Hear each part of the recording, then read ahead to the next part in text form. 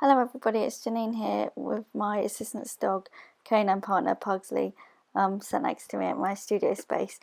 He's in his jacket today as I needed to take a photograph of something else, and he's also wearing his new artist collar that I thought you'd all like to see. I thought that was a bit of fun for him to wear. So today I'm going to be using my Derwent Inktense blocks, but for this project you can use whatever you like. I think probably something water-based that you can splash around might be best, but you use what you have.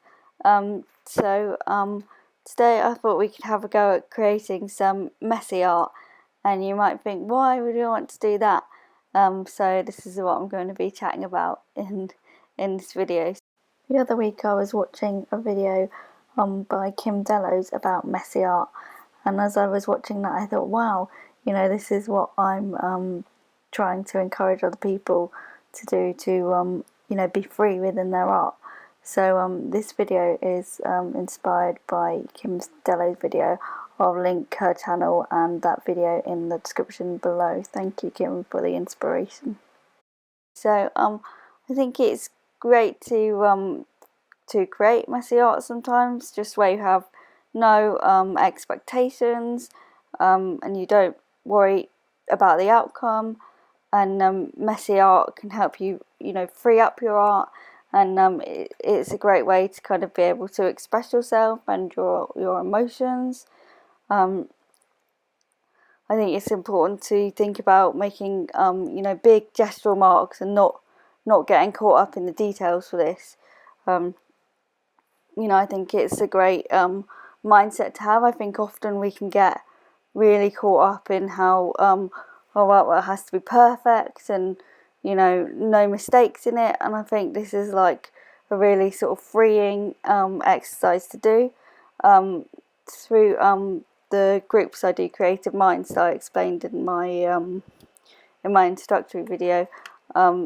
So the amount of times I've been told by people at those groups, my art teacher told me that I was no good at art and not to take art up, and that really saddens me, because art is about being able to express yourself and being able to be creative, and it doesn't necessarily matter about the outcome.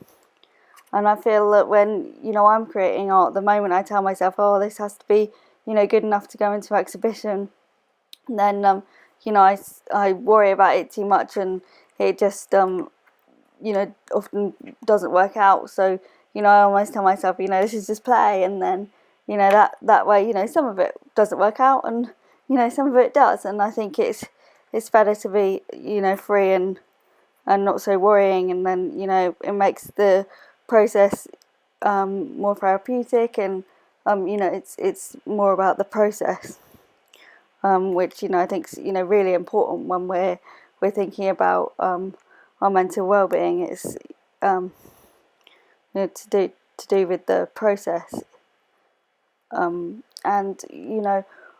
another thing I've noticed while I'm doing my Creative Minds groups is often people will they won't like their own work, but they love everybody else's around them. And another interesting thing is if you keep your work for like a couple of weeks and don't look at it, and then look back at it a while later, even longer than a couple of weeks, and then I think you can have a different perspective on it and actually really quite like that work. So I encourage people not to throw away their artwork, and to look back on it in the future, and often you can see it with fresh eyes and see fresh things within that. Hello to anyone, by the way, who normally comes along to my Creative Minds groups. I hope you're enjoying these videos. Got a slightly different approach, obviously trying to adapt what I normally do to fit the video platform. I'm missing you all, and I hope you're enjoying these and staying safe and creative. Just wanted to show you a couple of artists that do some very expressive kind of scribbly artwork. So this is C.Y. Twombly. He was born in 1928 and died in 2011. So he got famous for doing these scribbly pieces of art. He also did some sculptures as well. And this is Jackson Pollock. He was known for pouring paint across his canvas and making all these paint splatters and quite messy gestural marks, and he was born in 1912 and died in 1956. So I'm just carrying on here doing my scribbly, messy art with big gestures. I hope you can see the relevance of doing this kind of art, and also, like, if you're just doing some normal art and it turns out messy and not as you were hoping, then I hope that this sort of process frees you up to understand that it doesn't matter, and that was actually a helpful process to go through. And also, it's fine for doing art for art's sake, but if you felt that you wanted to, move this on and make it into something else, you could use this for other things. Often I do work and I felt they didn't work out how I wanted it to, so I might use it for something else. I might use it as a background to another piece of art. Maybe once this is all dry, you could think about Zentangling over the top. I have another video about Zentangle. I'll try and remember to link that up in the description. Or another interesting thing is if you look at sections of the artwork and cut it up.